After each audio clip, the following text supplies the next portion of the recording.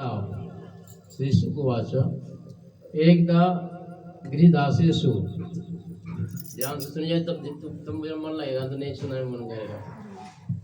एकदा गृहदासेषु यशोदा नंद गेहिनी कामंत्र निकुत्सा निर्मंथ स्वयं दधी यानी यानी गीतानि तद्वाचैतानि च दधि निर्मल काले स्मरन्ति तान अवगात। इसका अनुवाद इस प्रकार है कि श्री सुखदेव गोस्वामी ने कहा, आगे कहा कि एक दिन जब माता यशोदा ने देखा कि सारी नौकरानियां अन्य घरेलू काम काजों में व्यस्त हैं, तो वे स्वयं दही मथने लगी।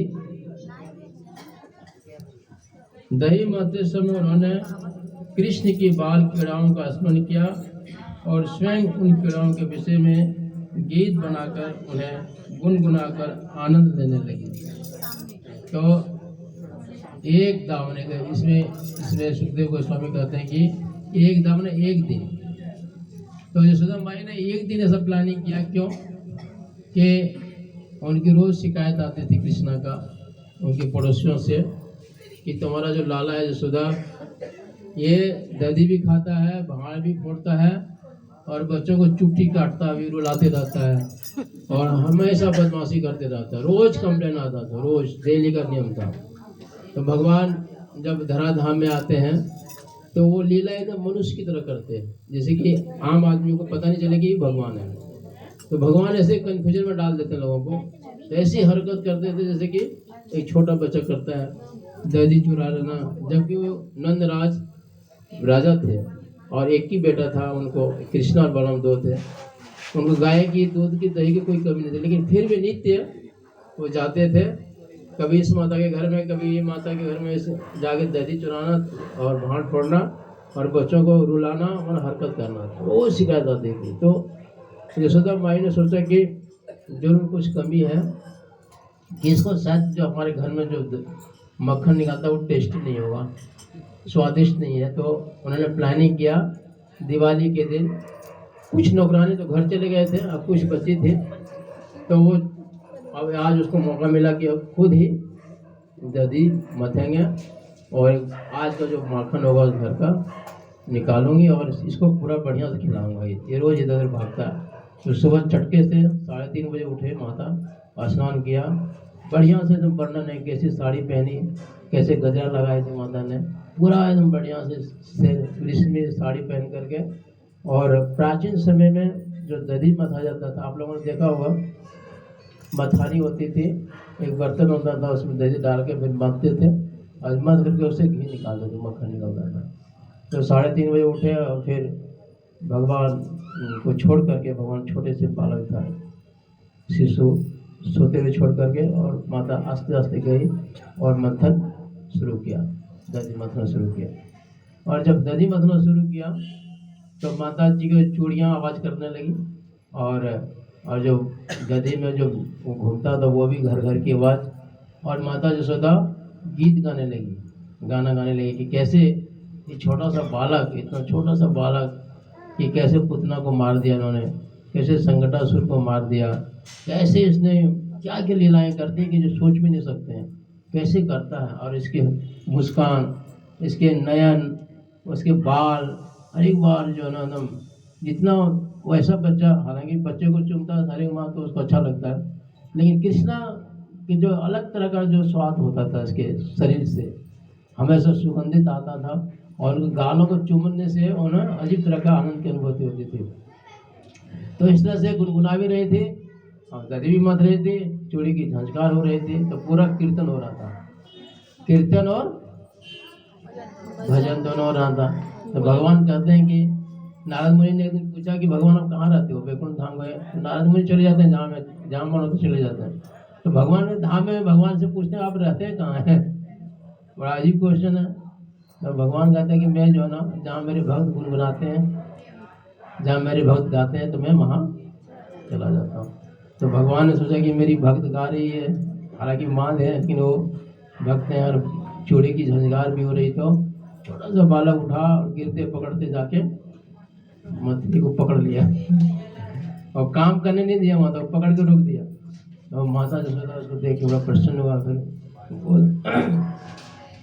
अपने गोद में उठाए, फिर दूध पिलाने लगे, पूरा दूध पिला रहे थे उनको।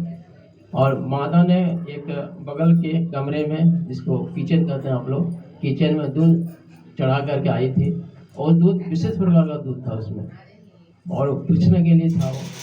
तो दूध जो है ना, दूध उबल करके नीचे गिरने लगा, तो माता जसोदा ने उसको रख दिया, थोड़ा सा देर के लिए रखा और उसको बचाने के लिए गई। इतने में कृष्णा को बड़ा गुस्सा आया कि इसको, मैं इसके घर में आया हूँ, पूरे लोग मेरे पीछे रहता है, अनंत कोटि ब्रह्मांड के मैं मालिक हूँ, आइए वो दूध पिला के छोड़ कर, छोटा सा 2 किलो दूध के लिए मुझे नीचे पट कर चली गई।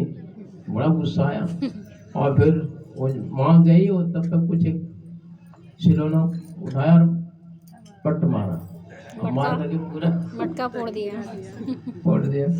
अब फोड़ करके भाग भी गए धीरे धीरे, छोटा सा भाग के दूसरे कमरे में चले गए, और वहाँ पे उखल था, और धीरे धीरे उखल पे चढ़े। अब भगवान की लीला है, भगवान तो कहीं भी चढ़ सकते हैं, और 6 दिन में पुतना को मार दिए, तो उनको लिए क्या है। लेकिन उनकी जो भी क्रियाकलाप जो होते थे बड़ा ही अट्रैक्टिव होता था, बड़ा सुंदर आकर्षक। तो भगवान जो है धीरे धीरे वहाँ से निकल के दूसरे कमरे में गए, उखल पे चढ़े, उसके बाद फिर वहाँ पे मक्खन निकालना शुरू कर दिए जो पहले से रखा हुआ था।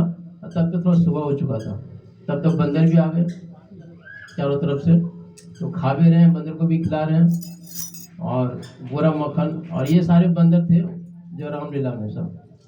तो भगवान ने कहा कि तुम उस लीला में तुमको कुछ नहीं खिला पाया, इस लीला में मक्खन खाओ तुम लोग भर करके। पूरा मक्खन सबको अपने हाथ से खिला रहा था, और देख भी रहा था, माँ आ तो नहीं रही है, डर भी रहा था।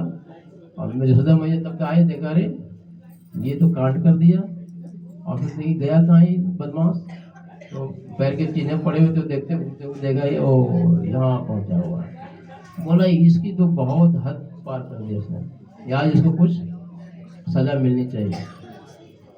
डंडा उठाई माता ने इस कृष्णा को पकड़ने के लिए। कृष्णा ने देखा कि वो आ रही है, और कूदे वहां से, उखड़ से भागे, अब माँ पकड़ने की कोशिश कर रहे हो, भाग रहे हैं। तो भगवान को कोई पकड़ सकते हैं, छोटा सा बालक, माँ पकड़ नहीं पा रही, भाग रहे हो और माँ पकड़ नहीं पा रही, लेकिन माता की इज्जत से आराम से उसको पकड़ा, और उसके बाद पकड़ करके आज तुमको सजा दूंगा कि तुम जो है ना पूरे ब्रजवासियों को तंग किया, सब दिन चोरी करते हो, चोर के तुम औलाद हो। तो मैं नहीं चोर का औलाद हूँ, मैं किसी के यहाँ कुछ नहीं खाता हूँ, किसी का कोई चोरी नहीं किया। बोला जो प्रभावती बोल रही थी, एक दिन प्रभावती ने बहुत प्रभावती, हालांकि प्रभावती जो एक थी गोपी, भगवान को बहुत चाहते थे, वो उसके देखे बिना उनको नींद नहीं आता था, कुछ न कुछ बहाना करके आते थे। लेकिन यशोदा माई मानता नहीं थे कि चोरी करता मेरा बाला, हमारे घर में क्या कमी है, दूध की कमी है क्या, तुम ऐसे झूठ बोलती हो। तो प्रभावती ने सोचा कि एक दिन तुम पकड़ के ले जाना है। और जैसे कृष्णा दही चुरा रहे थे, तो प्रभावती ने तो पकड़ लिया। अब पकड़ के बोले आज तुमको ना साक्षात लेके चलूंगी, और यशोदा को दिखाऊंगी कि देखो तुम्हारा लाला चोरी करता है कि नहीं करता है, कि आप झूठ बोलते हो। पकड़ के लाया, और फिर आ करके दरवाजे पे यशोदा मैया घर पे चिल्लाएगी, यशोदा ए यशोदा। माई निकली, क्या हुआ प्रभावती, बोलो देखो तुम्हारा पुत्र को मैं लाया हूँ, तुम बोलती थी नहीं चोरी नहीं करता, देखो चोर को। बोलते कि तू पागल तो नहीं हो गई है। बोले क्या हुआ, देखो ना पकड़ के, देखो ना तुम्हारा बेटा है वो। भगवान बदल गए, प्रभावती का बेटा बन गया। इधर भगवान घर में बैठे कह रहे कि मौसी ठीक है ना, ठीक है। और प्रभावती दिमाग चकरा गया, ये क्या है, इसको मैं पकड़ के ले आ रहा था, आइए यहाँ कैसे पहुंच गया, ये मेरा ये कैसे यहाँ आ गया। बोले तुम कैसे आ गए यहाँ पे, गधे, बड़ा मुश्किल से तुम पकड़ा था। तब फिर वो उसको ले गए, थोड़े पीछे गया तो भगवान फिर वापस लौट गए। प्रभावती तो देखा ना, तो हमसे पंगा ले रही है ना, आज तेरा बेटा बना था, दोबारा गलती करोगे ना तेरा पति बनूंगा मैं। भगवान ऐसे लीला करते थे पूरा। तब फिर आई यशोदा मैया ने उसको बोला आज तेरे को मैं बांधूंगी, चाहे जो भी हो। तो पूरा रस्सी लिया, पहले तो अपना ही बाल का जो होता ना रस्सी, वही